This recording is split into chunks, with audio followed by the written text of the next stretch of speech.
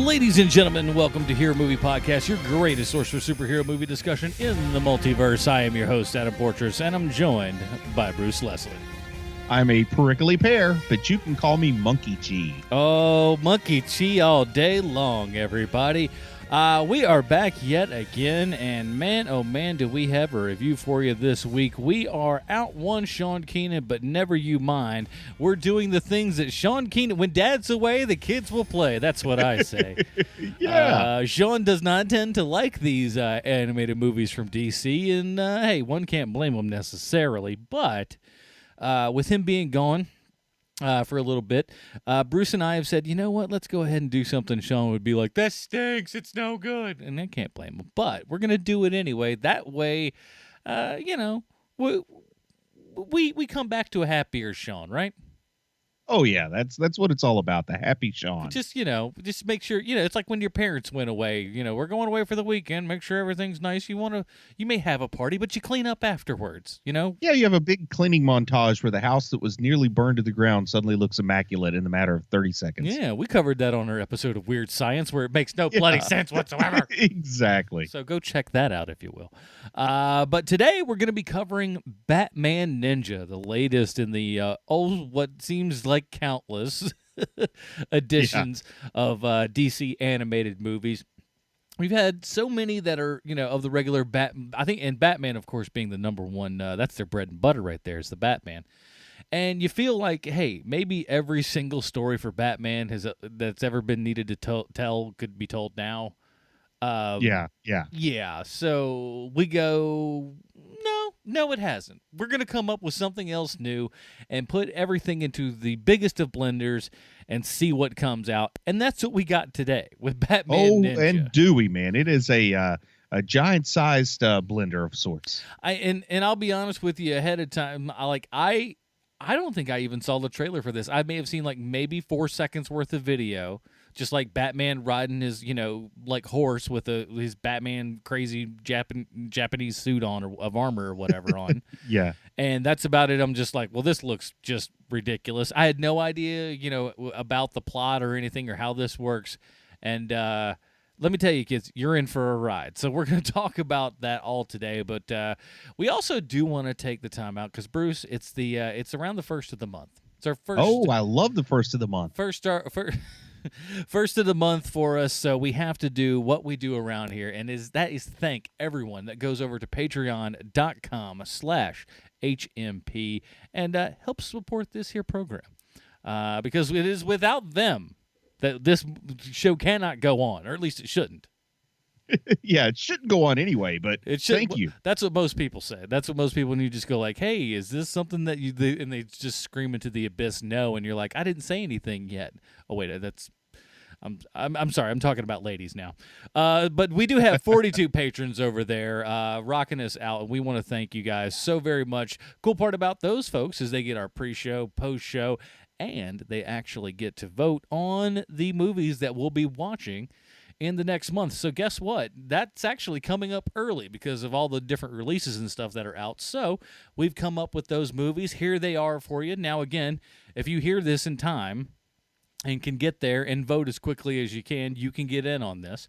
But this is the all-star team, right? I think that's what we're calling it. Yeah, or what's the opposite of all stars, like the flunkies? Yeah, the always a bridesmaid, never a bride. Yeah, exactly. So these are ones that have actually come up several times throughout our voting, but have most of which actually have gotten a decent amount of votes, but have never actually won. So somebody's walking away a winner unless no one votes, but someone's going to vote at least once, I'm sure. So here are the movies. We have Surrogates, Ghost World, Barbed Wire, and History of Violence. And if you don't think that that's a weird variety, you're crazy, because that's nuts. Oh, we should add the Karate Kid. The Karate Kid. All right. First of all, what's your comic connection for Karate Kid, Smart Mouth? I want to put you on the location right now. Okay. The production company had to pay DC Comics a small licensing fee for the name Karate Kid because there's a member of the Legion of Superheroes called the Karate Kid. Bruce Leslie, if I didn't love you as much as I already do, it'd be even more. Oh my goodness! Now people are going to be like, now it's going to be a write-in vote. Yeah, the write-in vote for the Karate Kid. First time for everything. Oh my God! And here's the thing, I don't want to encourage that, but if that is what the Patreon folks told us they wanted to do, by God, we'd do it. That's what we'd have to do. We would. So that's patreon.com/HMP. You can vote on that, and you can vote on what we wanted to watch, or apparently whatever you want to watch. I guess we'll just figure it out. It's going to be pure anarchy now. It's just like they just come back and they're like, oh, no. We run the show now. And we're like, we know you do. That's why we gave you the titles. You guys are the producers, man. But I suggest this with everybody. If it's not our show, if it's somebody else's show, whomever that you trust, that is, small independent thing, not somebody that's on a big giant podcasting network with, like all this corporate money behind them and things like that. Go out. There's a lot of great independent podcast producers out there. If it's not us, if it's somebody else, anybody, take 10, 15, 20 bucks a month, spread it out amongst creators that you dig, man. You can help a lot of people, realize their creative dream and, help keep pumping things like this along. And again, we really do appreciate everybody that's out there and does all this stuff. And Bruce, I'm going to put you on the spot right now. When are we going to do our episode, our bonus episode for our Patreon listeners? I finally watched the complete run of the series, if you want to call it that. And one thing I will say is whatever you do not support Alex Skimple's podcasting. But that aside, man, I guess we need to find one evening this week we can do it. We're going to do it this week. I will because I think I maybe have one or two to catch up to finish off everything, but I'll be good too. We'll record that and drop it this week. So, and again, you get bonus episodes, pre-show, post-show, voting bonus stuff. How can you lose? You cannot. That's why you go over to patreon.com/HMP and do that today. We'd really enjoy it. And we also enjoy it. The people that go down to iTunes and give us a 5-star review there, a.k.a. Humdinger. Humdinger. It's been a little bit. And I'll be honest with you guys. For one reason, it happens. There's a purge every now and then, and some votes and some reviews and things go away from iTunes for whatever reason. So we've actually dropped a couple. So let's help make those up. Patreon, or just drop over to the iTunes.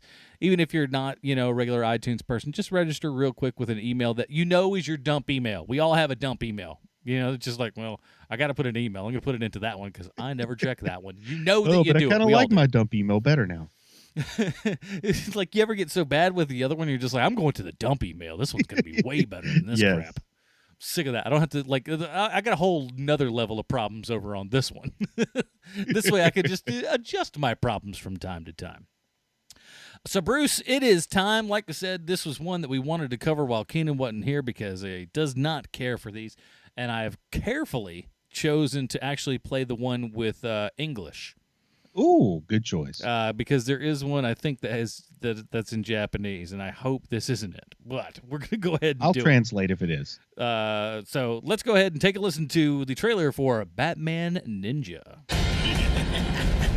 Everyone's been calling me the most powerful man in Japan, the Demon King, Lord Joker. Where am I? From the look of it, this is ancient Japan. Our master has ordered us to kill him on sight. The Joker.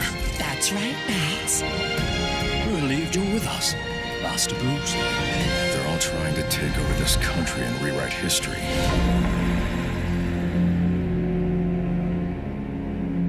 This is it. The Batmobile, the Batwing, the Batcycle. They've all been destroyed at the hands of the Joker. But I have my mind, my spirit, and all of you.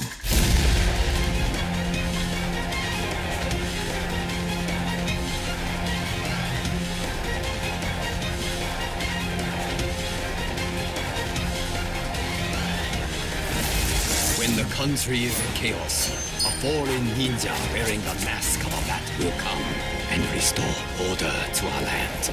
Great shinobi from across the sea of time, Lord Batman.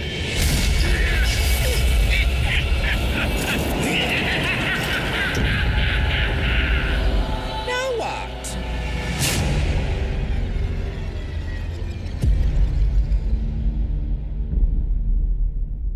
Alrighty, that is the trailer for Batman Ninja. Is just actually come out pretty recently here on digital and DVD, Blu-ray, all that kind of good jazz. Yeah. In the U.S., in Japan, man, it's going to get a theatrical release on June 15th. It got a small 2-day New York release here in the U.S. on the 1st and 2nd of this month.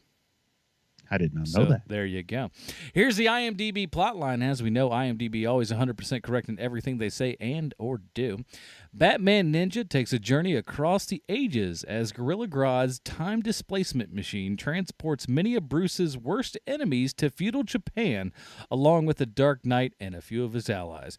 The villains take over in the form of feudal lords that rule the divided land, with the Joker taking the lead among the warring factions. His traditional high-tech weaponry is exhausted almost immediately. Batman must rely on his intellect and his allies, including Catwoman and the extended Bat family, to restore order to the land and return to the present day Gotham City. This is let me try to get this right. This is not easy. All these great Japanese names. This is directed by Junichi Misazaki. Okay, perfect. Kuzaki Nakashima, good. Leo Chu, easiest one, perfect. And that guy did the English screenplay, so I guess they're all close to the same. Anywho, and it's starring a whole bunch of people. Now, there is a Japanese language only, and if you look on IMDb, the Japanese cast is actually listed first, and then the American cast is actually second. You have Roger Craig Smith as Batman, Tara Strong as Harley Quinn, Tom Kenny, Tony Hale, and a handful of others here. Bruce, like I said, I don't think I really realized much of all this kind of stuff. I don't know where in the world you were going to get it, so we have to ask ourselves that one important question. Does Adam remember where the sound file's at? Here it is. It's time for Bruce's comic book connection. This should be interesting. I don't know what you're going to do, but give it a shot. I didn't know what to do myself, but I will say that Batman Ninja is a 2018 Japanese animated science fiction period martial arts superhero film. So it's got a little something for everybody there. And Takashi Okazaki, who also happens to be the creator of something called Afro Samurai, is the character designer for the film. Now, Afro Samurai is a manga series that was released in America by Tor Books, the same folks that publish Game of Thrones. Now, inspired by Okazaki's love of soul and hip-hop music, as well as American media in general, Afro Samurai follows the life of Afro Samurai, who witnessed his father, Rokotaro, who just happened to be owner of the #1 headband, being killed by a male gunslinger named Justice, who just happened to be owner of the #2 headband. Now, while he was a child, he saw this killing of his father happen. So as an adult, Afro sets off to kill Justice and avenge his father, and that's some pretty straightforward storytelling right there. Now, here's a little info about the setting of Afro Samurai. In a feudal yet futuristic Japan, it is said that the one who wields the #1 headband is the fiercest fighter in the world and shall possess godlike powers. The only way to obtain the #1 headband is to challenge and defeat the current wearer in combat. However, only the #2 can challenge the #1, whereas anyone can challenge the #2. And I got to tell you, that scenario sounds a little bit like the rules of professional wrestling, if you ask me. I mean, Ric Flair stated it succinctly when he said, if you want to be the man, you have to beat the man. Yes, now, years later, Afro is the #2 master swordsman. He discovers that there are other headbands in existence, ranging to an unspecified higher number, and sees that the corpses of those who wore them are skewered throughout Justice's safe house. Now, here's a spoiler for Afro Samurai, but Afro kills Justice and takes the #1 headband. Then he goes to live in the mountains, where he's confronted by an old enemy who just happens to be wearing all the headbands. Now, I haven't seen this picture, but I'm kind of imagining it's a head just bulging with like stretchy NBA basketball style headbands just wrapped around at every angle. Also, just so happens that Justice comes back from the dead after Afro Samurai kills him. Now, some production company is working on or maybe already made a live-action movie. There's also an animated television show. And my sources tell me that RZA did the soundtrack, which kind of makes sense, even though the Wu-Tang Clan are far more influenced by China than Japan. There's a character named Ninja Ninja, voiced by Samuel L. Jackson. Also, in case you didn't know, Ninja Ninja is a ninja. Now, Genosuke is a swordsman who wears a cybernetic teddy bear helmet, and there's a group of 6 monks called the Empty Seven.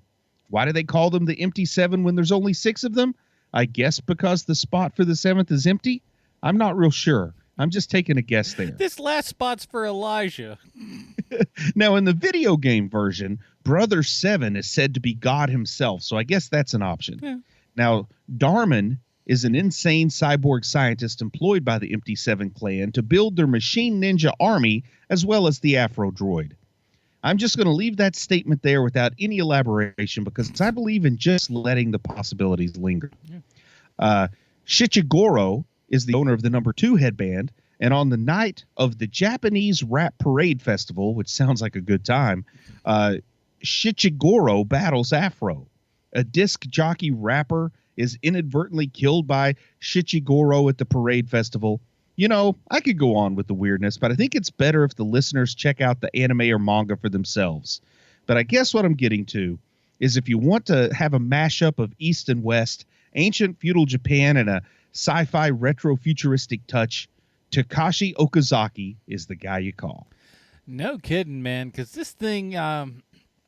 from like what you just it's a mashup. From what you described right there, like, and then what we saw in Batman Ninja, I just go, oh, that seems to make sense.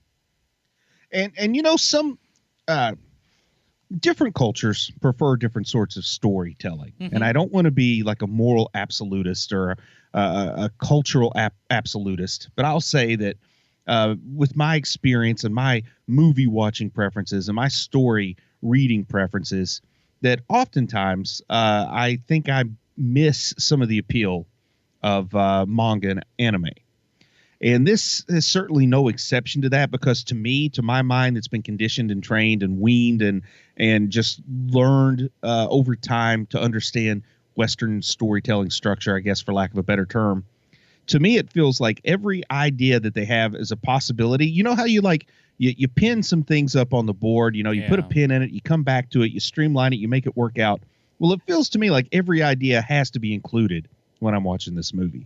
Like, no matter how absurd or crazy, every idea is included, but it only gets like 3 to 4 minutes of development, and then you're on to the next idea. Do you feel like it's going a little bit breakneck? It's almost like kids playing with action figures, and you start off playing G.I. Joe, and next thing you know, suddenly Emperor Gummy Bear is flying a spaceship through the space portal to try to rescue My Little Pony. I mean, it just, wow. Yeah. It just really starts spinning out of control. Now, I think a lot of this, and this is conjecture on my part. I haven't really done the studies on it. I know I have a couple of people who listen to this show that could probably email us in and maybe fill in a little of my gaps here. But I think a lot of this also comes down to a lot of Eastern cultures. When they had the introduction of film and everything in there, that was a very peasant thing for people to go to, right? So people still like, if you had money, you went to the theater, you know, and if you were kind of a peasant, you went to the movies because that's not, you know, you're not having live people up there. We pre-recorded them and put them up there for you. But the big thing is your money didn't go very far. You know, it costs you, 2-3 cents or whatever to get into the theater. Then you're there. You want to get that money's worth because, you're poor. You didn't, it's not like you have a lot to spend. And what you spend, you want to have the whole gamut of feelings. You want to be happy. You want to be sad. Yeah. You want there to be action and romance and comedy. You want everything in there. And a lot of that stuff still goes on today. I mean, the Indian market in America has gone up big time. So there's a lot of Indian movies that make premiere in large theater houses in America. And a bit of that is, and of course, all these movies are like well over 2 hours. Some of them 2.5, 3 hours long. They're trying to get everything in there. It's everything. And including at least 7 dance numbers. Exactly, 7 dance numbers, and then there's fight scenes and crazy CGI that you've never seen before, and anything else that like it almost looks bad, but it also kind of looks good too. It's really weird because you're just like, I don't know if I love it or I hate it. And there's a part of me that maybe just isn't as experienced, and I don't know if what I'm seeing here in Batman Ninja is indicative of wider Japanese cinema. But I did see that for the American release, I mean, the Leo Chu that you mentioned, along with a guy named Eric Garcia, admitted to basically rewriting the entire film from the original Japanese script that was written by a guy named, or a lady, I don't know if it's a guy or a lady, someone named Kazuki Nakashima. And ultimately what we have are 2 entirely different stories of the same film. So I don't know, I'm sitting here talking about the difference between East and West, but for all I know, maybe, and at times I felt like maybe they're trying to play up to American expectations of what is in anime. No, it almost felt too on the nose to me at times. You're not wrong there, because there's a lot of this that seemed to me, and again, that's what's tough, like you said, with the 2 cultures kind of. So basically, they took the same thing, but I guess reworded dialogue or something, maybe, or. Well, there may even be different edits. You know what I mean? Like they've got a lot of animation to choose from, but yeah, absolutely changing the words coming out of my mouth, out of the characters' mouths. But I mean, potentially even a different cut of the film. Yeah, I'd be interested. I know we got some of you nerds out there. Email us. I know you've done this. And what would be interesting is seeing like a subtitled version of the Japan.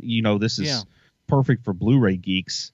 But if it included like the Japanese cut with subtitles, so you could tell the difference between the sub and the dub, essentially, which this one with the reworked story, because it really feels at times. And also, I'd like to see how the voice acting stacks up, because they've got some really veteran voice actors from Warner Brothers Animation here. People like Tara Strong, Fred Tatasciore, a guy whose name I struggle with, Yuri Lowenthal.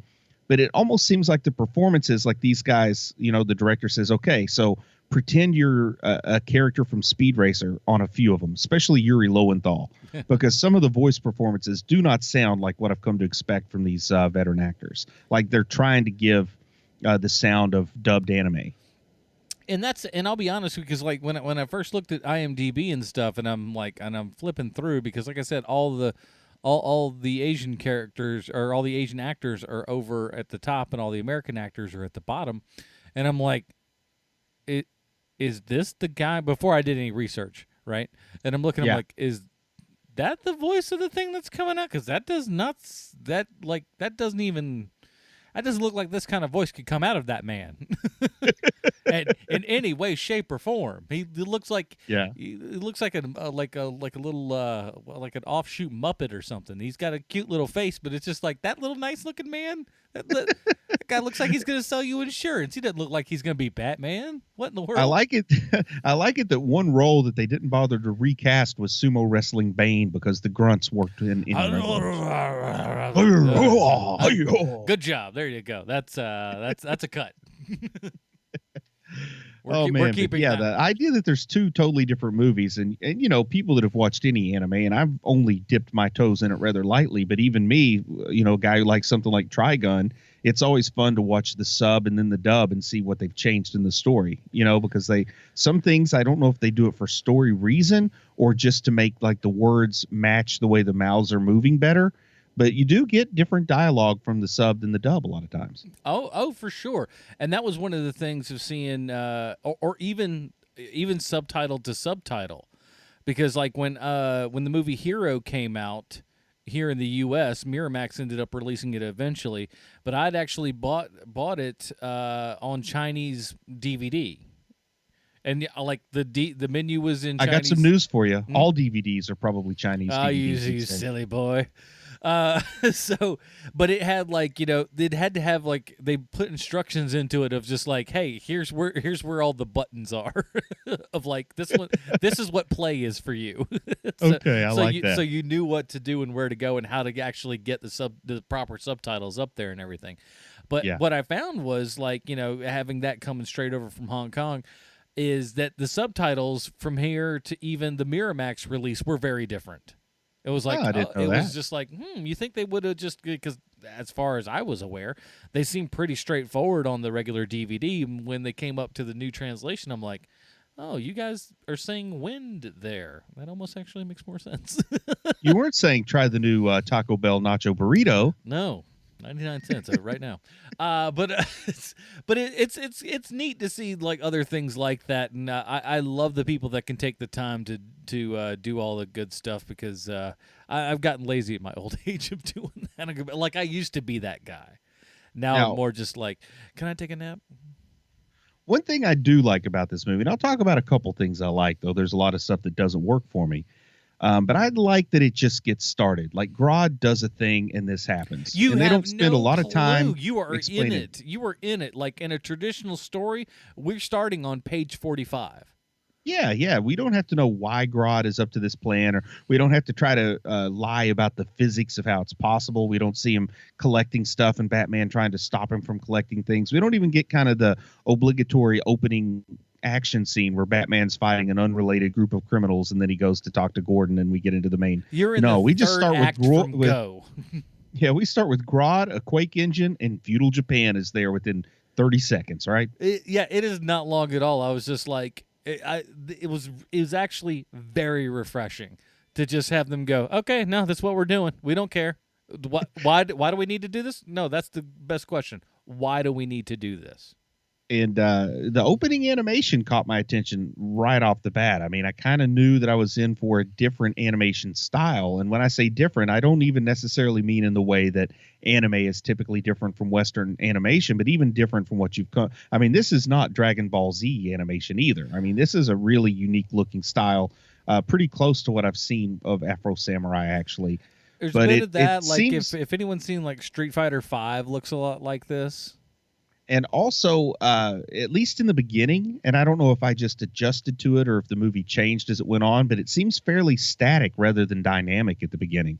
At first, it almost had the feel of a motion comic where you could tell there's a lot of hand animation going on here because they don't have an infinite number of cells to give you the smooth kind of motion like you have come to expect from current animation.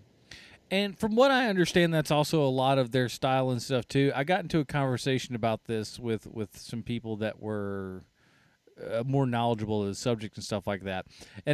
Or maybe even we mentioned a little bit on this show about how, like, a lot of these old Japanese programs and stuff have very limited animation to them. Just because it was, like, what they're doing is so rich and dense and everything, they can kind of only afford to do it, 15 frames a second as opposed to 30, or no, it's a little more than that, but you get the idea. Less. No, I would absolutely believe you if you told me this was 12 frames a second, like amateur animation, like stop motion level animation. Yeah, so I wouldn't be shocked because there's a lot of ones, like even stuff that is, as you might imagine, with the advent of computer and as much as that stuff has worked today, is that stuff is still very much in play. Is that they even put in that kind of junky look, even though they don't have to, know, and that's also like the ghosting and other weird little things like that are actually part of the charm for some people. Now, me, I hate them. I hate that kind of stuff. I'm just like, just make it look perfect, make it look good. I don't like the oh, isn't it quirky and fun? It's just like, not if you can help it. I mean, I'll watch some old black and white movies that look like garbage, but I'd rather see them restored ultimately. But the backgrounds now, the animation itself doesn't seem smooth to me. It seems, like I said, almost motion comic-y. It seems like this is art that was really designed to look better static than animated. But that doesn't mean that it's low-quality art because, man, this stuff is intricate, like ridiculous levels of detail, highly stylized. And it just seemed to me like it was really, really small. Like, I've seen really beautiful drawings the size of a postcard. Like, I've been at comic conventions where sometimes these incredibly talented artists will draw these really rich looking landscapes on something, a white index card size thing. And I feel like all this animation, because it's so fine and intricate, I feel like it was all done on something really, really small and then adjusted to fit the big screen. It just has that look to it. Like, I imagine if you saw the cells, if they used any cell animation, which I'm sure they probably didn't, but I feel like if you saw the cells, like Batman is going to be about the size of your thumb. Yeah. It's You know who, like, what I think the style kind of reminds me of in a weird sort of way? You tell me what you think about this. Like a real animated up Brian Boland kind of stuff. Had a little Brian Boland with anime vibe. Maybe. To a degree. I think of his stuff as being a little bit bigger and less of the fine lines, like smoother, straighter lines with Brian Boland is kind of what I picture. But this man, like intricacy, like even in the sky, it's so easy just to have a blue sky, but it even has like little scalloped designs drawn into the sky, like something you might see on a vase or something that was really like ancient and well made. You know what I mean? Mm-hmm. And the movie itself also goes through many a different style change. Now, of all things, you know what this movie reminded me of? Early 2000s Daredevil. Weird. Not what I would have expected you to say. Exactly. No one would think about this, but early 2000s Daredevil went through like a weird, like odd phase where the story kept good, but the art got real funky. And so, like, we had every very disparate. We started from Joe Quesada's stuff, then we get into like David Mack stuff. Then we get into Alex Maleev's stuff. It's like, and then, you know, it's just like, it's weird stuff after weird stuff. It's like, this is a very odd way to continue to go, but the story's still the same and very good. This show seemed a lot like that because there are several wildly different animation choices that they decided to do for this thing. And it's really all over the map. It felt like one day they woke up and were just like, you know, like 4 times during the production, they woke up and just go, I feel like we're going to go another direction today. What do you want to do? What it reminded me of, you know, that comparison you made with Daredevil, but there was a recent, I think it was a Jeff Lemire run on Moon Knight. And, of course, people that know the character Moon Knight know that he deals with dissociative identity disorder. So depending on which identity was manifesting, they would have a different artist draw those pages. So like I love stuff like that. Yeah, with 4 identities in a 22-page book, you're getting 5 or 6 pages per artist. And some of the jumps, you know, like Francis Francavilla, a guy that does a lot of like Afterlife with Archie and stuff. He has a really distinct style. There's another artist that looks very much like a 2000 AD style. So these were jarring jumps to show you the jump in personality. And you definitely get that in the middle of this movie when they go to watercolors where, wow, it's very surrealistic. And I've never done, it's like MTV Liquid Television style animation there in the middle. You're kind of right. There's a lot of that. And I've never liked stuff that was too avant-garde like that. And yeah, it's like that stuff usually kind of turns me off too, because it's so wild and crazy and out there, and it's just like, I'm sure somebody digs it, and I think there are a lot of not only Liquid Television, but I think like that was also somebody that digs on that, like really dug heavy metal back in the day. Oh yeah. It was just like, yeah, dude, that's all. Like, it's all the same kind of vibe. It's like there's that dude. We all know who that dude is. Super into the heavy metal comics and everything. Was into that sort of stuff. That's and probably is like way too into anime today for, you know, a 45-year-old man. But just for some practicals of the story we've got, you know, Batman goes back in time to feudal Japan, and the first thing that happens is he's attacked by some samurai that are dressed like the Joker, and then we find out that the Joker has become one of the local feudal lords who wants to be shogun of all of Japan.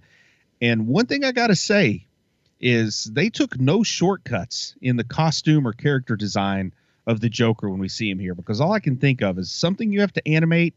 There are a lot of details you have to put. And everything, even in all the Joker henchmen that are all in his very intricately designed mask and everything, and you've got to do it by like 100. And he has this weird, like Salvador Dali mustache that's really long and thin. Mm-hmm. But to me, the way he's dressed almost says European Renaissance stage performance more than what I would associate with feudal Japan, which kind of works with the Joker, who's sort of a Harlequin of sorts, even though Harley Quinn has the name. Yeah. Kind of interesting, you know, because it's the right time period, wrong continent, but it's the Joker, so he's always kind of a man out of place. And we're in like another place and time necessarily, and who's to say that this isn't like an alternate, you know, timeline reality? Are we actually back in actual feudal Japan, or is this like an offshoot of some sort? Like, and at the same time, they never tell us any of this stuff, and you're absolutely fine with it. Yeah, you might be. I guess I'm fine enough with it. I'm fine enough with it. I start getting not fine with it later on. But in the they movie, do I have a think. couple of those. It's just like, hey, shut up. This is where we're at right now kind of moments that I kind of was like, you know what? Yeah, just shut up. Just go with it. And they give us a few minutes of the tell, don't show sorts of exposition where they say, oh, yeah, by the way, all the different provinces, or what do they call them? I don't know what they call them. Precincts, provinces. I don't know what you call political units in feudal Japan, but all the different Factions? regions. Yeah, sure. I don't know, man. Sure. Prefects. Aren't they called prefects? Anyway, ward prefects. Anyway, they basically say that, they give us these tell, don't show moments where they just say, oh, yeah, Two-Face runs this district. Penguin runs this district. I don't know who else is there. Poison Ivy runs this district. They've got somebody else. There's like 5 of them. They just show you, and then they give you like the name and almost like video game cutscene. Yeah, exactly. Kind of stuff. This was their Street Fighter 2 title card sequence. And honestly, there's a lot of this that is like, and I like to think of it because Batman does end up fighting, almost all these people in like some form or another, I guess. But it also felt like a video game of this sort of thing, but with a story that was actually good. Because most video games, like any of the fighting games and stuff that have stories, Dead or Alive was one of those that had one awful Didn't that lot. have just like women playing volleyball in bathing suits? Yeah, but that's another one. But that same one though. But they decided to there's a quote unquote storyline mode to those games, wow. and none of them ever make sense. They're all absolutely just awful shoehorn nothings. But this was like that, but with good stuff. But with like an actual story in between instead of just like, and this character meet and they don't like each other, fight. And the Batmobile is conveniently waiting along with Alfred, who now has a top knot of sorts. Now, he's got just a little bit of hair pulled back in what might be a top knot behind his head. I do like the interesting fact that Batman was the last one through the singularity, if you will, if that's what we can call it. Yeah. He's like the last one through the singularity, but at the same time, too, but on account of that, he's like 2 years off everyone else who went in just he got there 2 years later, essentially.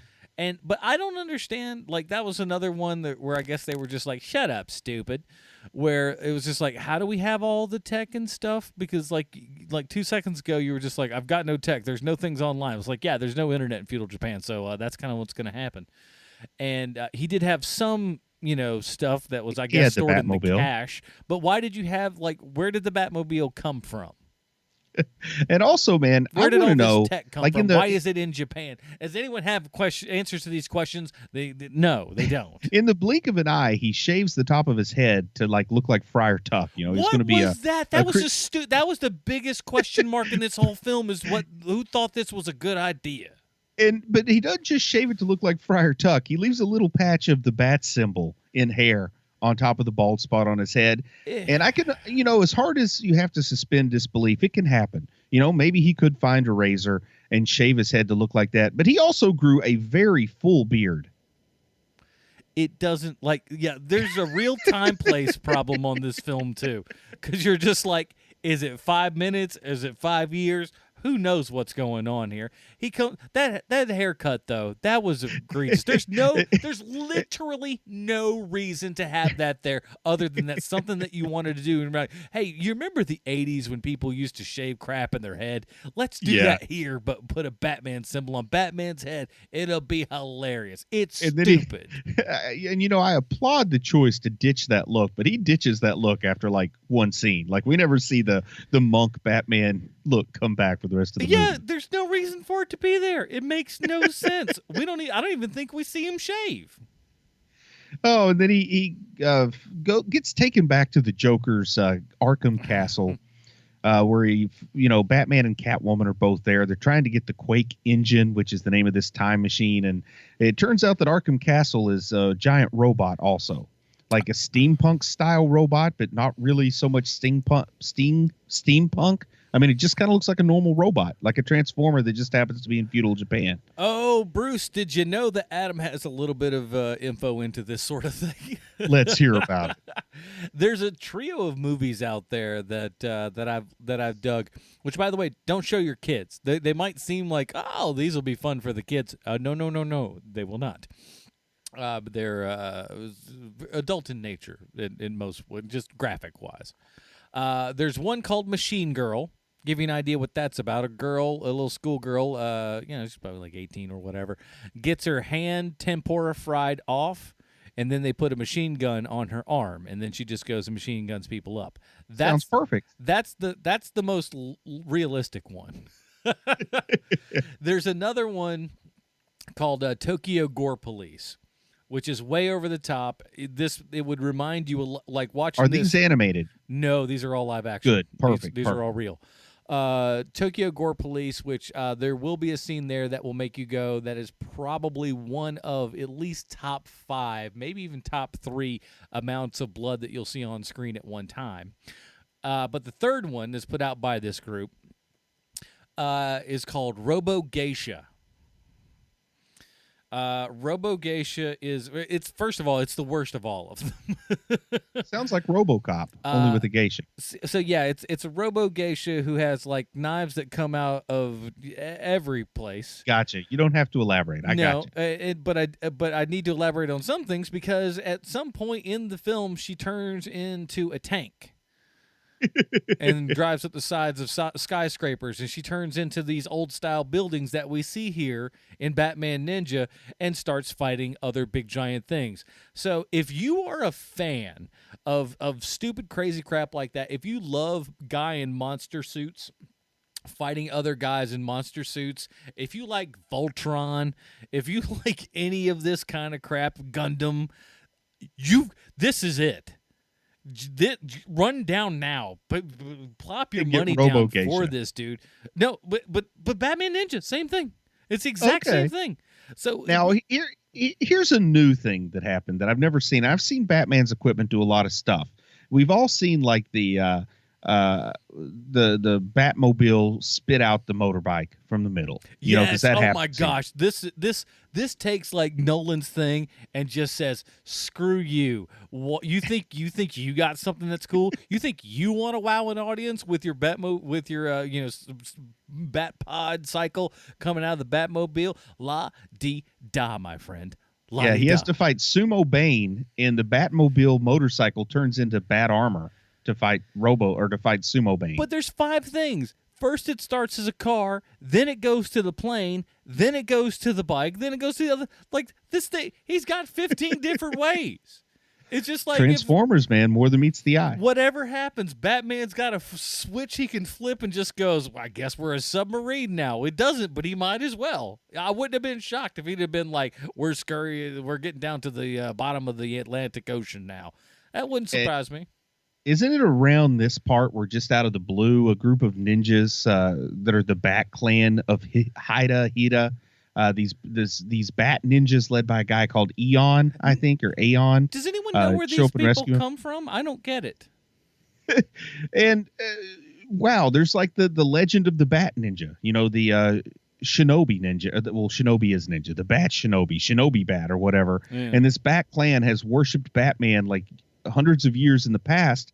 And it also turns out they've helped all the Robins, because 4 of the 5 Robins from our rating system go back in time. We have Dick Grayson, Jason Todd, Tim Drake, and Damian Wayne here. And the Bat Clan of ninjas have taken them in. And the one thing I'll say, hairstyles, man. Hairstyles when it comes to the Robins. Oh, yeah. Because first off, and this is a lighter one, but man, if they don't give like the Goku treatment to Dick Grayson's hair, like when they have Dick Grayson back in Gotham, he has normal hair, but man, what do they give him the Goku treatment, right? Oh, for sure. It's just like, okay, we're going to just style you right like this. We're going to style you all like our favorite anime characters, everybody. You're going to look like, a slightly hairier version of the kid from Avatar. We're going to put all the hair care product in the world in your hair, throw you out of an airplane every morning to fix your hair. That's how we're going to do it. And then Damian Wayne, man. Mm-hmm. Now there's nothing about this character's personality that is Damian Wayne. First of all, Damian Wayne would be right at home in feudal Japan. Like Damian Wayne would be the bad guy in a story that understood Damian Wayne. Like it wouldn't be the Joker that Batman had to take down as the Demon King. It would be Damian Wayne. But instead we get like a side character from Speed Racer here with Monkey Chi. He straight up has Chim Chim from Speed Racer. Oh and my God. Once again, this is where I say I don't know if this is something that's expected in your entertainment in Japan, that you have to have the monkey sidekick, or is this something here for American audiences to say, like, yeah, or we are know we that being we're going to trolled? throw the stereotypes at you and laugh at you, not with you, kind of thing. That's the only version that has the monkeys in it. It's the American ones. It's like, God bless the Americans. They love this monkey garbage. And the haircut, man, the haircut that Damien has is weird. Like, a lot of work goes to make his hair look ugly. He looks like an old man, first off. Like, they mimic a receding hairline, but then they put some hair still in the middle, so it's a little bit like old man, a little bit like Mr. T. It's like he's got like an overzealous Wong Fei Hung haircut, but like there's some in the middle for some weird reason. It is the weirdest. It's like we got haircut Gideon in the middle and Wong Fei Hung in the back with a domino mask and a Chim Chim the monkey. And then Red Hood, yeah, Red Hood is off camera at this point because he's off on some side mission to the farmland.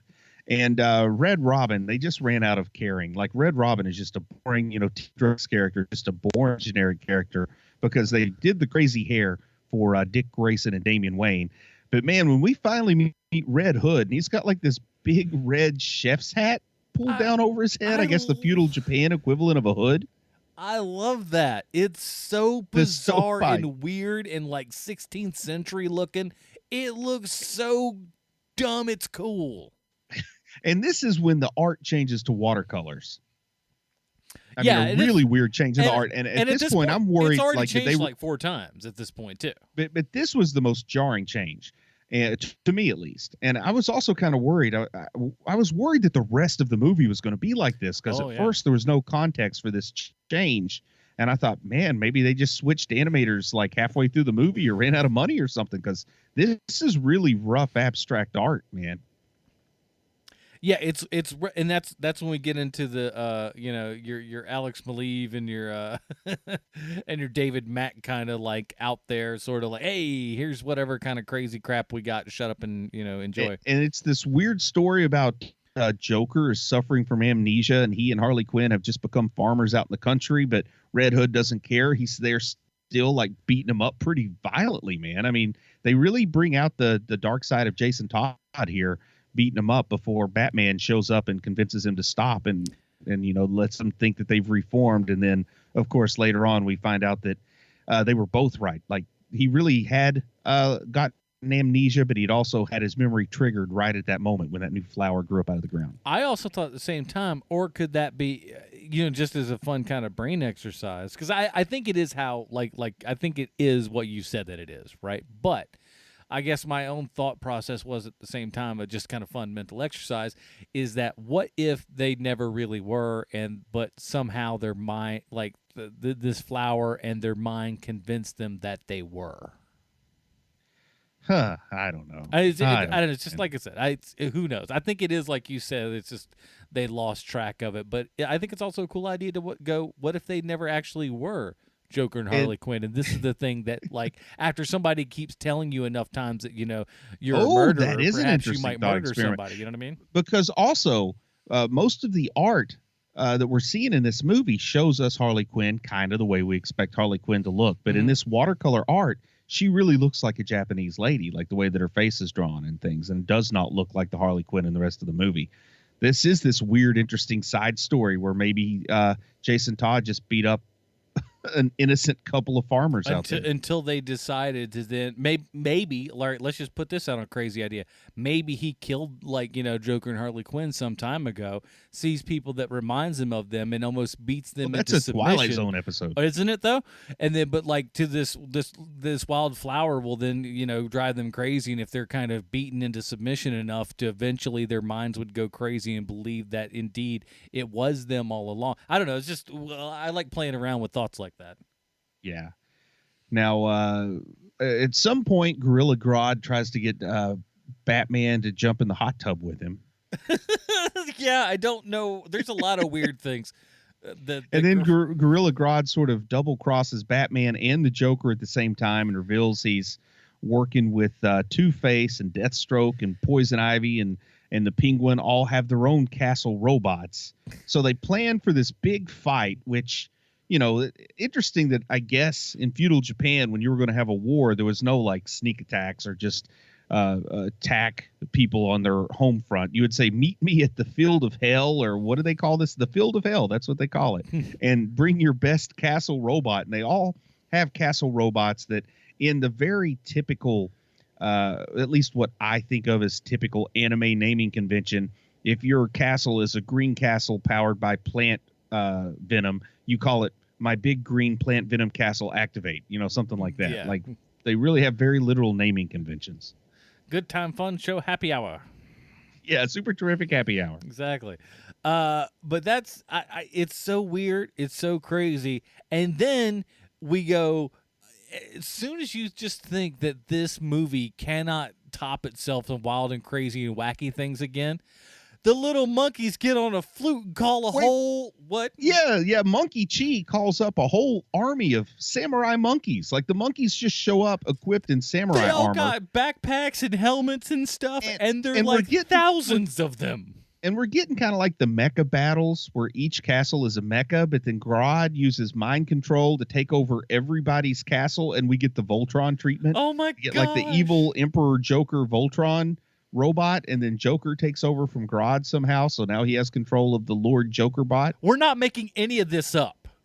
This and is then what the movie monkeys is. form giant monkey samurai. Like the monkeys who are like literal monkeys in samurai armor. They're not robot monkeys. Nope. They're not specially trained super powerful monkeys. They're just monkeys that all jump on each other's back and form a symbiote being of sorts. Yeah, that fights against the Joker bot, but the Joker bot's too powerful, so then the bats fly in. If you think that this movie has gone too far and you think you've seen everything, as we just explained to you, you are wrong. Here comes another one where all that little faction that we talked about that comes in that has all the bats and stuff, all the bat ninjas come in, and they have millions of bats that come together. That combines with the little monkeys. The monkey samurais. And then that makes a giant Batman. It looks like neither a bat nor a monkey samurai. Like, I don't understand how those units, like, I understand nanobots and pixels and the way that you can combine things to look like new things.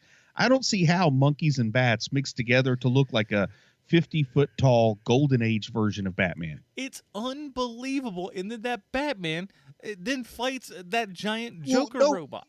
But he puts the actual Batman in his bat fist, and they call him the Bat God. And then they like fist-to-fist punch until the fist punches through Jokerbot and Batman jumps out of the fist. And then you get a convention that's not limited to anime. It comes up sometimes in comic books written by writers I don't consider to be traditional Batman writers, sometimes in other stories where I feel like they're told by people that don't appreciate Batman. But it comes down to a sword fight between Batman and the Joker. Again, another thing that you're just like, wow, what's so weird out of left field kind of thing? And even then they throw another one at you. All the things that make the Joker an imposing enemy for Batman, none of those come down to physical strength. Like we all understand, if it comes down to mano a mano, straight up just fighting, who's got the strongest fists, who's best with the sword, there's no competition there. But this tries to boil it down to the expert swordsmanship of the Joker being too much for Batman, who at this point is more like Batman Samurai than Batman Ninja. Like throughout the whole thing, I thought you're kind of right. Batman Samurai would have been a better name. And the way that he's like put together and everything, his type of garb and all that kind of stuff is actually way more samurai. You're right.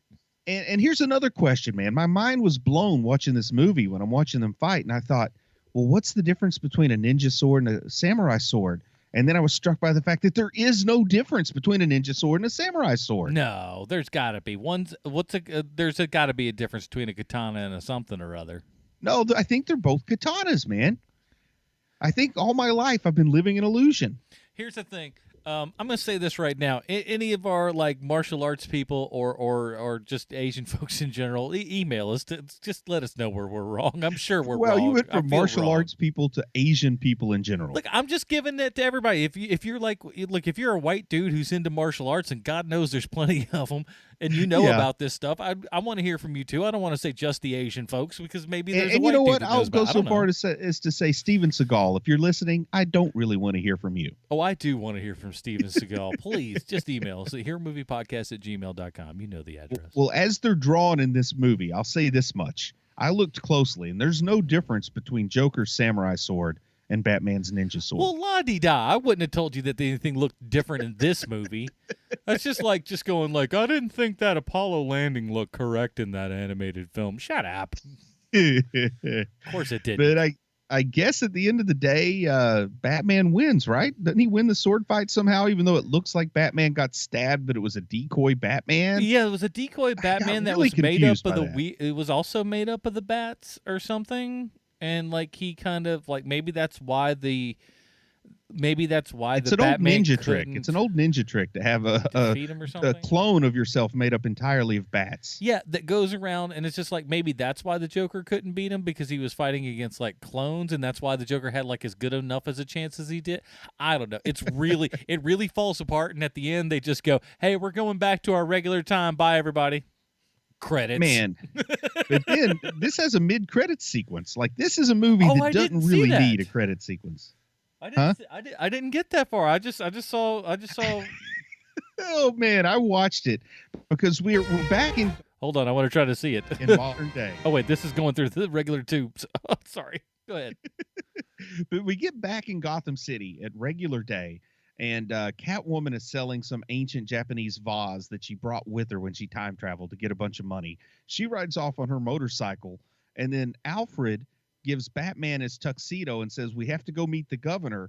And then Batman jumps in this weird contraption that looks like the Batmobile, but it also looks like a Japanese carriage, and it's being pulled by like 8 horses. And he just rides through the streets of downtown Gotham in this horse-drawn Batmobile with no explanation.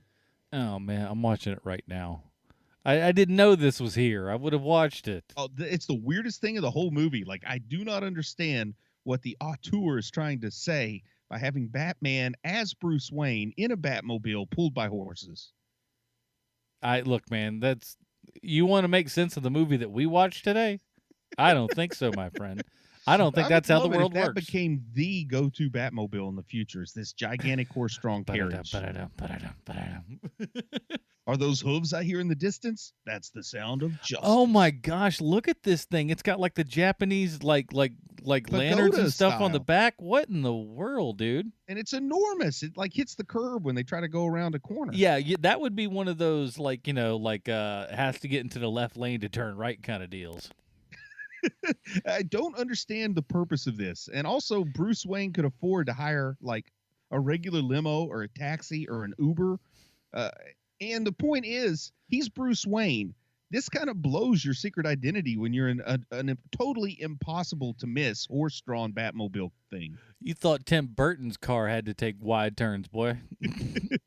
At least Tim Burton's car didn't drop brown nuggets every few blocks. That's true, man. Batmobile's got to stink up something fierce.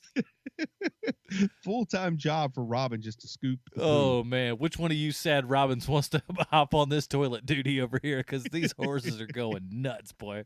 food. And he feeds them nothing but beefarino. Rusty.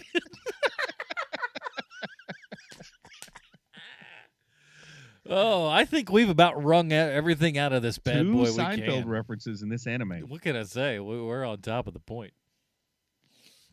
Let's see. Is there anything else that we need to cover? I think I've exhausted everything I had to say. Yeah, I think. Okay, well, that's true. Monkey Chi. Any other statements about Monkey Chi? First of all, Chim Chim. Chim Chim, the little the monkey from Speed Racer is in this. I swear to God, he better he's in the trunk of a car or something. He's got to be he's like ready to throw a wrench at Racer X or whatever's going on. And I the want interesting Monkey Chi to have his own program, some spinoff. And Monkey Chi gets a Monkey Chi girlfriend at one point, gets and a they look a girlfriend lot by like the the end. Manchi Chis. Are you familiar with the Manchi Chis? Oh, I think I had them for dinner once. What is that? Way up in the trees live the Monchi-Chis. Just check on YouTube sometime. Monchi-Chi. Oh, I theme feel song. like I've heard that at some point. Yeah, but these Monkey-Chi and girl Monkey-Chi look like Monchi-Chi. So I think there might be a lawsuit brewing here. It's like they're like the cousin Oliver of this Batman film. And all of a sudden they're just like, God, It's we the need new something Robin cute is for the Monkey-Chi. kids. Put a domino mask on that monkey and make him an official Robin. Monkey-Chi Robin. This monkey's our newest Robin, and he goes to places with Batman to solve crimes. And everybody just goes, "Hey, what's with the And monkey?" then there's also a little monkey that goes with Bruce Wayne to do business deals, and nobody ever makes the connection. This is my ward. Monkey-Chi. I would watch that movie. I would watch it. And then Batman gets in the hospital, and Monkey-Chi has to put on the bat suit and be Batman for a few months. It's another little Steel, but with a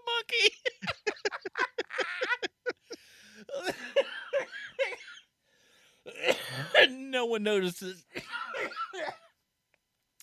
Oh my gosh. All right, we need to wrap this thing up. And there's only one real way to do that. Yeah, is it possible that this Japanese animation could in any way, shape, or form relate to the great Sly Stallone? Well, thank you, Bruce. I have a prepared statement. Huh. Well, HMPers, Sean is out, and it falls to me once again to do the Stallone connection. And I'll be honest with you guys. I made a mistake. I made a mistake because when the show was over last week, Bruce and I decided what movie we should review next week. Oh, what's that? You missed that bit of info? That's right. It was over for our lovely Patreon supporters at patreon.com/HMP. Even without hesitating, I suggested that we go back and review Batman Ninja on account that Sean doesn't like a lot of these DC animated movies. And let's be honest, who could blame him? So I suggested that we review Batman Ninja, only to forget that I would have to fill in for Sean on the Stallone connection. No, you don't understand. I had to fill in on a Stallone connection on an animated movie made mostly by Japanese people. You know what's hard to connect America's favorite cured meat Sylvester Stallone to? Animated movies. You know what's harder? Japanese animated movies. And boy, oh boy, what did I get myself into? But I held my head up and sallied forth. Michael Uslan is the producer of Batman Ninja, and if that name sounds a little familiar, it probably should be. Whether or not you know it, if you're a listener to this fine podcast, there's a more than good chance that something Michael Uslan has done has affected your childhood. Don't believe me? Tell me how some of these titles tickle your fancy. Swamp Thing, Tim Burton's Batman movies, Where in the World is Carmen Sandiego, Batman, Mask of the Phantasm, Batman Sub-Zero, Batman Forever, Batman and Robin, Constantine, all three Batman Nolan films, Lego Batman, and so many of these garbage DC direct-to-animated films. What I'm trying to say here is that Michael Uslan has done a ton of stuff, and his name will be brought back up on HMP for quite some time, so I'm saving some of the more interesting bits about Michael Uslan's life for a later date. But don't let that get you down. We've got a good one for you this week. Now, it's always fun to go back and look at someone's credits on IMDb. You can find out who your favorite actor is then when they did something that they don't want you to see. Or, did you know that, an actress that you love wanted to direct? You never know. But here's the real fun. The real thing to do is look at the miscellaneous crew tab. This is where you'll find things they never want you to see. They held the boom mic for 2 scenes on his cousin Tommy's Trauma knockoff, or she was the butt double for Lonnie Anderson in a special edition of WKRP in Cincinnati. Oh, I'm sorry. I think I got a hold of Bruce Leslie's dream journal there. Now, Michael Uslan is no stranger to the miscellaneous crew page. Little to the knowledge of most, Michael Uslan did a little lawyering back in the day. That's right. This big-time hotshot movie producer was also a production attorney for such films as Black Stallion, Raging Bull, Apocalypse Now, and, of course, Rocky II, starring the #1 cheese in America, Sylvester Stallone. Man, Michael Uzlan, you do it every time. So there you have it, HMPers, this week's Stallone Connection. Now, Bruce Son, let's get back and rate this sucker so we can get to doing what we do best, Shogun Assassin cosplay. Oh, man, I love my Shogun cosplay much more than the actual made-for-TV miniseries Shogun. All right. Mm-hmm. Go ahead. This is weird. I started off by saying it. I'm going to bookend it by saying this is weird. This movie is weird. Yeah. The art is beautiful. The art's absolutely beautiful, but it's kind of static. Like I said, at points it felt more like a motion comic or some kind of avant-garde art film. I do think the art is worth checking out, but I do think it would work better as a comic book than a movie for me. I find the story nearly incomprehensible, but if you broke it up into a 6-issue miniseries comic, I'd probably be into it, you know? Some things just work better in different mediums. You know, that's kind of the case for a lot of things. And this, though, is a movie that we're given. I know the critics seem to like it to the tune of 89% on Rotten Tomatoes. But for me, it's a monkey chi Damian Wayne. This movie is all over the place. It's really weird. It's really crazy. On my Facebook page, a girl that I used to work at Starbucks with, a Chinese girl, and that's important for this, and I'll tell you why in just a second, is that she put up on Facebook that she loves it. And then all of her friends, like a close immediate family and cousins and all that kind of stuff, apparently they all got together and watched this, and everybody loved it. It felt like I was being trolled. Because I was just like, but and I hadn't seen it at this point, and I was like, but come on, it's a DC Direct animated film. How good could it be? And it felt like everybody in there was trolling me, saying, no, this is great. And I'm like, there's no way. These are all garbage. They all got together to punk you. Yeah, it felt like it. And then I watched it, and man, if you love anime, if you love, guys in suits fighting monsters and Voltron and all this kind of jazz, and like I said, the Afro Samurai stuff, if you like any of that, this is right in your wheelhouse, dude. It is wild. It is crazy. There is something going on in every at least 15 to 20 minutes. You're going to be like, what? What am I watching? This is just bizarre. It is off the map. This is not something that would ever come out of America. It is just bizarre. And I can't believe I'm saying this. I really like this. I'm going to watch this again on my own volition. I can't believe I'm saying these words. And I'm not a big anime fan. I'm really not. I've seen, a lot of the stalwart standards, that you see back in the day when you're a kid that grows up in the 90s. But that's about it. I'm not a huge fan, but something about this, while I'm not super crazy about everything, it's just so kooky and crazy it feels like you have to watch. And you're like, while it's it is strange weird. If you and like it's weird, bizarre, you can't go wrong there. It's not boring because you're always watching something new. And man, oh man, when thousands of monkeys get together and decide to form an actual body of sorts and fight things, I'm going, what am I watching? This is amazingly stupid and weird. I love it. And this is a very solid Tim Drake for me. I can't believe it. I'm astounded. Nice. I'm astounded. Big deal, this movie. So I honestly, like I said, it's out on demand right now and out on Blu-ray and everything. I suggest you check it out. And then again, I didn't think I had any kind of passing knowledge. You'll either love it or you hate it. But man, but you're right. I think comic-wise, it probably would be half decent as well. Yeah, I think to me, seeing Batman given this more traditional anime treatment is almost as jarring as when I see like Death Note made with an entirely Western cast set in Seattle. Sometimes I think let each thing be its own thing. You don't have to squish them together.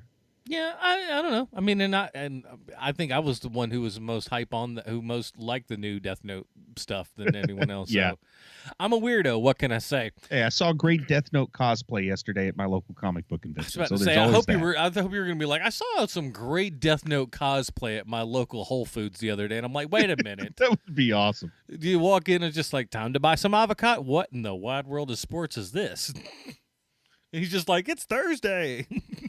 Yeah. I do cosplays on Thursdays. But we would hope that you, before Thursday, head on down to patreon.com/HMP, heck of a segue, and vote on what we're going to watch for next week. And those of you lucky members up there, you get to choose from Surrogates, Ghost World, Barbed Wire, to History of Violence. This is the Bridesmaids category. And one of these is getting married. I'll tell you that. They're getting married with HMP next week. And we'll do Unless that. Karate Kid wins by the write-in. Unless Karate Kid wins by the write-in. Oh, my gosh. I'm telling you, we're going to... Would it be hilarious if we just had like an influx of new Patreon people who all just said Karate Kid just to throw the vote weird and wild?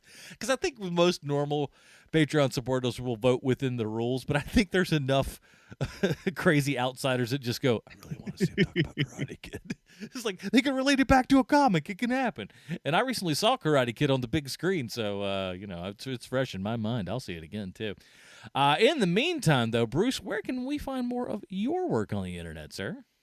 Go check out Heroes and Villains podcast, because I've had 2 new episodes after going like 3 months without any. The most recent episode went up last week, went up on Memorial Day, and it was Detective Chimp. And you never know, I might roll with the monkey theme and do a Monkey Chi episode next week. Yes, please make it happen, man. Oh, coming back with a vengeance over there. And, of course, my other podcast, The Film Find, at filmfind.com. This week I had my buddy Robert Nunnery come in. We talked Solo and a whole bunch of other kind of Star Wars stuff. And we've even got a bonus episode coming out on the Film Find Patreon feed where we talk a whole bunch of home theater, and that's coming out early this week. And next week we got all kinds of new stuff, man. So check it out at the Film Find, everywhere you find Finder podcast. And, of course, listen to our buddy Sean Keenan's podcast over at dogeatpod.com. It's a hilarious program about dog movies. All those little, Airbud sequels and stuff that you've seen. Yeah. They talk about those over there. So dogeatpod.com, everybody. That is it. Join us next week when we talk about whatever our lovely people at patreon.com/HMP decide that we should watch. Until then, for the absent Sean Keenan, Bruce Leslie, I'm Adam Portrais. Stay super, everybody. Goodbye, Marty and Evie. Goodbye, Commodore. I want to do the Commodore.